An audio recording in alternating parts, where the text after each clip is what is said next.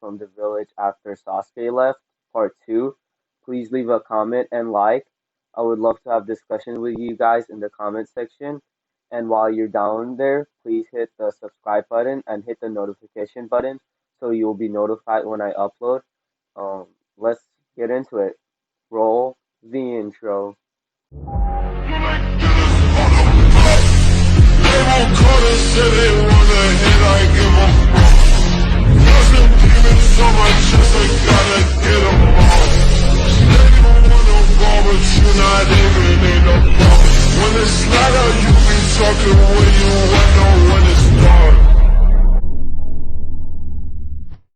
Chapter 2 Going Back. Shikamaru, you can let go of me now. I wasn't going to hurt your friend here. Also tell Shino, Neji, and Tenten that they can come out now. Soon enough, Neji, Shino, Tenten, and Shikamaru came into view. They lifted up their masks so I could see their faces. Shikamaru released the Kageme. I decided to speak to the ninja I was behind. You can remove your mask as well, Ino. She complied.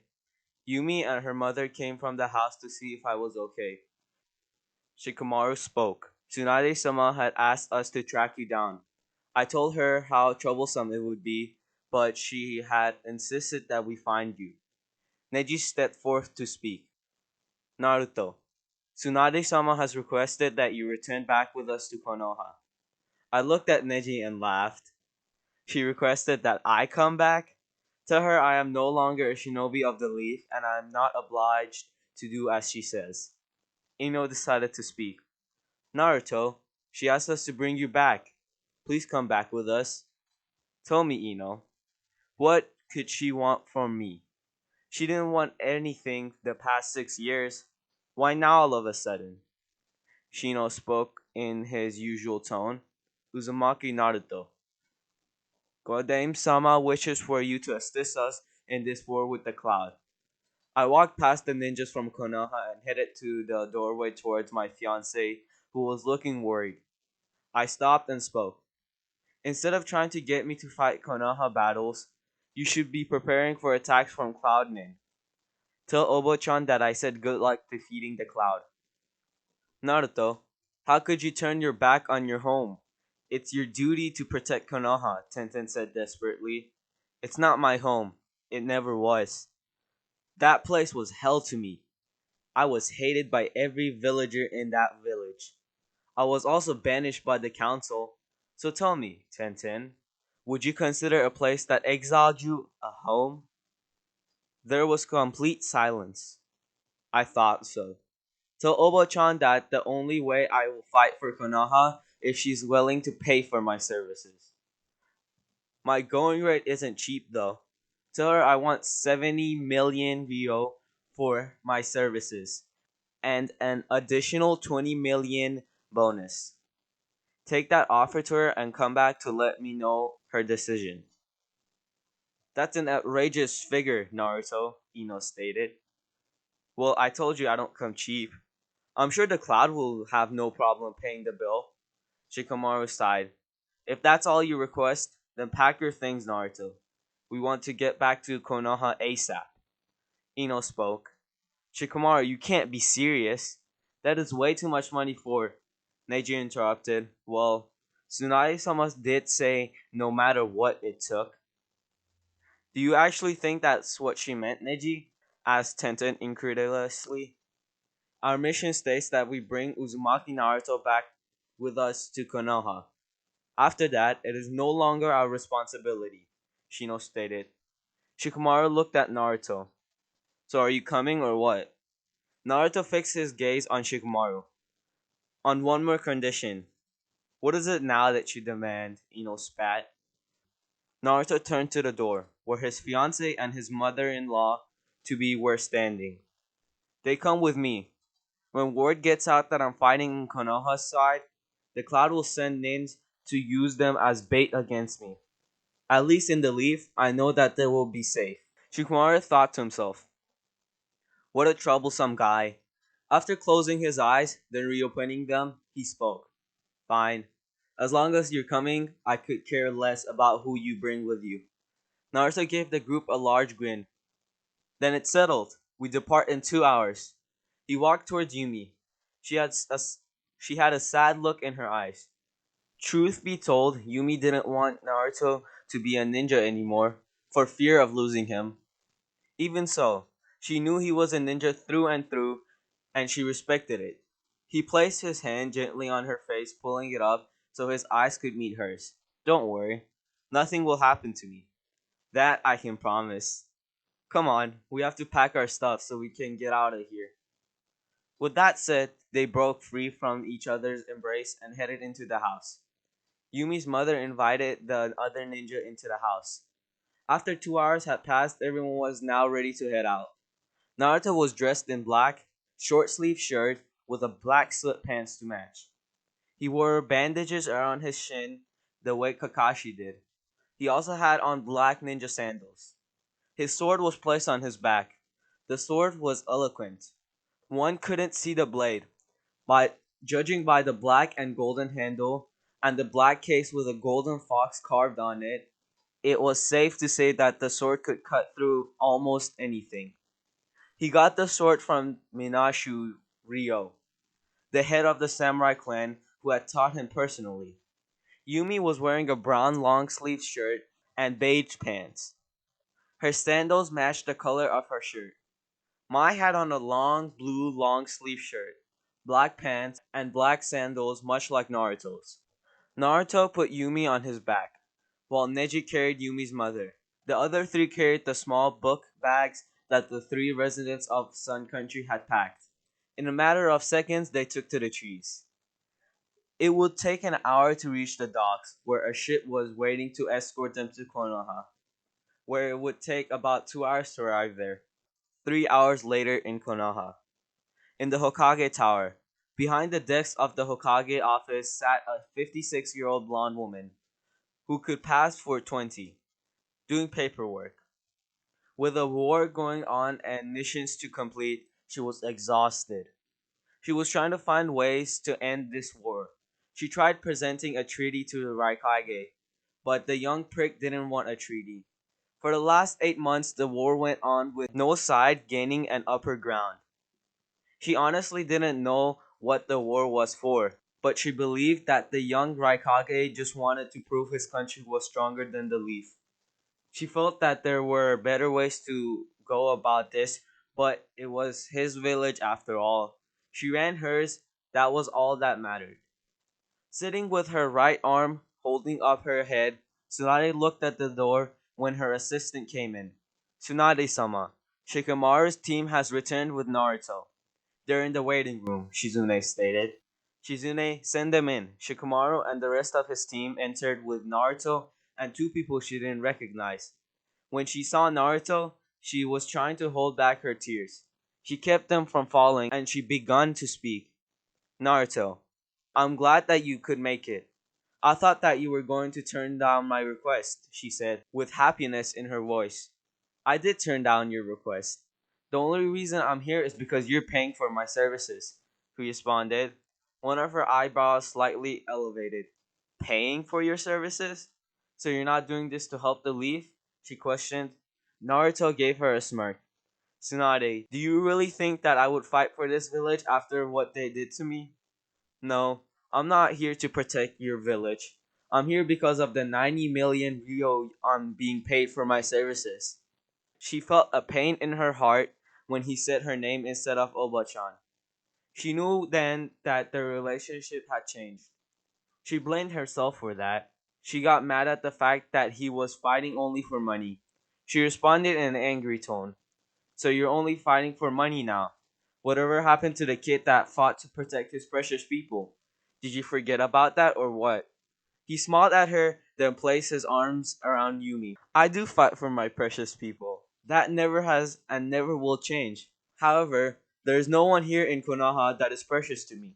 So there is no reason whatsoever to fight for anyone here. If you're not willing to pay for my services, then I will leave and return to my life. So what's it going to be? Tsunade sighed. Very well then. Before we can pay for your services, you must be brought before the council so they can approve of it. Neji, Would you escort Naruto's guest to the hotel? Naruto, follow me. Naruto kissed his girl. I'll see you as soon as I'm done, okay? Yumi nodded her head in agreement, exiting the office. Mai and Yumi followed behind Ninja while Naruto and Tsunade headed to the council room. Tsunade started a conversation with the man who was an inch or two shorter than Jiraiya. So tell me, Naruto, who were those two back there? My fiance and her mother. Judging by the tone in his voice, she could clearly see that he didn't really want to talk. She still decided to get some answers about the girl and what he did during the last 6 years. She knew he was strong. Just mentioning his name in the rock, rain, mist, and grass caused panic. The man who stood walking next to her was arguably the most feared ninja in the world. She spoke once more. Naruto, how did you guys meet? Naruto, who never even looked at her. I'm touched that you want to know about my life, but I really don't feel the need to tell you. She hadn't expected Naruto to be this cold. She knew that there was a chance that he would despise her and this village for what transpired 6 years ago, but she was hoping he didn't. Deep inside, she was hoping that he would be happy to return, but she knew that it would only be in her fantasy. After a minute of walking, they finally reached the council room in the Hokage Tower. Inside the big room was a long square table that sat 14. The room was like a cave in the sense that the light only illuminated it enough for one to see everything in their surroundings. On the walls were pictures. Naruto recognized that some were the Hokages of the past.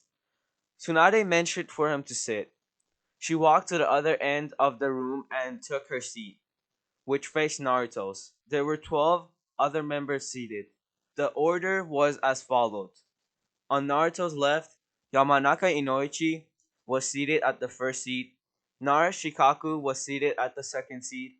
Akimichi Chozu, the third seat. Aburame Shibi was seated in the fourth seat. And Jin Wei was seated in the fifth seat. On Naruto's right, Inuzuka Sume was seated in the first seat.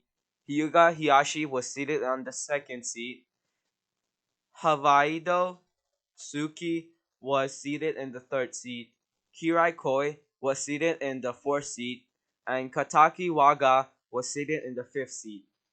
At the head of the council table, Mitokado Hamuro sat on Tsunade's right, while Utane Koharu sat on her left.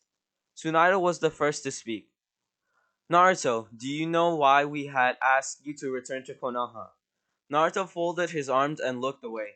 I'm here because the shinobi of the leaf are weak and you need me to save their asses.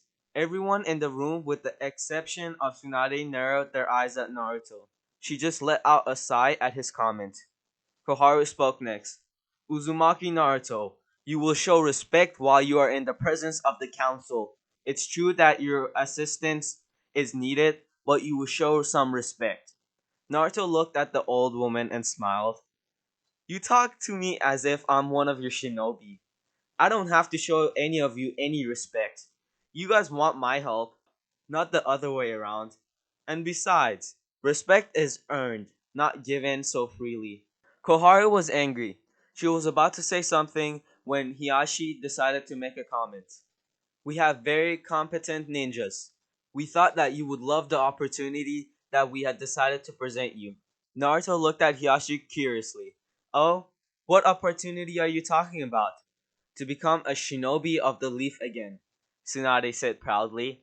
Naruto looked at Tsunade. So that's the opportunity that the Hyuga was talking about? Wow, I really don't know what to say, Naruto replied with a hint of sarcasm. The council member did not catch it.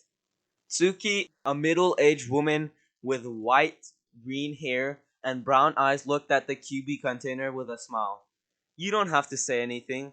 We will reinstate you as a Leaf Shinobi and promote you to Jonin. Seeing as you're ranked as an S class nin in the bingo book, it wouldn't be a problem to do so. You get to enjoy life in Konoha like you did before you left. Naruto looked at Tsuki like he was about to cry with joy. I just want to say, everyone in the council was smiling. They knew that the boy would fight for them as long as they offered him the chance to return home. There was no way he was going to turn down this offer. On the other hand, Tsunade wasn't fooled by Naruto's act for a minute. She looked at Naruto and knew what was coming. When hell freezes over, the council gasped in shock. They soon narrowed their eyes at the blonde. You kicked me out because you said I was the reason why everyone got injured in the mission to rescue Sasuke, and it was also my fault for his defection. I'm sure we all know why you really banished me, but I'm not going to get into that. As for being a shinobi of Konoha, thanks, but no thanks. Inoshi spoke. Naruto, be reasonable. What about your dream? Being a Konoha ninja. You would once again have the chance to become Hokage. That dream died the day I was left to rot by this village. That day was also the birth of a new dream. And what was that dream? Tsunade questioned. To become the strongest ninja in the world. Since that is no longer a dream and is now a reality, I really have no more dreams to pursue. There was laughter around the table from council members. Kataki Waga, an old man with gray hair, black eyes, and a scar on his cheek, made a comment. You may be powerful, kid, but you're not the strongest ninja in the world. Tsunade and Jiraiya are still the best ninjas around. Just because you have the fox to draw power off doesn't make you the strongest. Hiyashi spoke. That's borrowed strength. Don't sit here and get cocky, kid. Who said anything about using the QB? Yes, it's true that I can draw upon his power, but I haven't drawn his power ever since I was 12. I say I'm the strongest because I know what I'm capable of, even without the fox's power. All of you, on the other hand, have no idea. Tsunade ended their squabble. Naruto doesn't really want to become a ninja of Konoha. Although it saddens me, I respect his wishes. For his services, he has asked for a fee of 90 million ryo. Mitokado Hamuro was outraged. We will not be bullied by some brat. This is an outrageous demand, Tsunade. The vein on Tsunade's forehead started to bulge. Not another word, Hamuro. Although this is an outrageous demand, we did ask him for his help. Besides, Naruto's alliance to Konoha and his reputation might get the rain to force the Cloud to sign a treaty of neutrality. The council knew she was right. It was no doubt that Naruto was feared throughout Rain, who was allied with the Cloud in this war.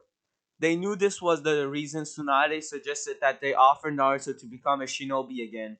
She also had feelings for the boy as well. Tsunade spoke once more, all in favor for paying for the services of Uzumaki Naruto. Everyone raised their hand. Tsunade smiled. Well, Naruto, we held up our end, so it's time you hold up yours. We will discuss the payment plan at a later date. You are to report to my office at 9 a.m. tomorrow morning, where you will be placed on a team with Jonins and Chunins.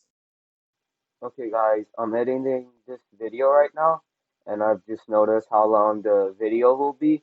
So I'm probably gonna split it up into two parts. The next part will probably be coming out in like an hour. So hit that notification bell to make sure you get notified for that. And yeah, again, I wanted to thank you guys for watching, and stay in tune for part three. Have a great day. Bye.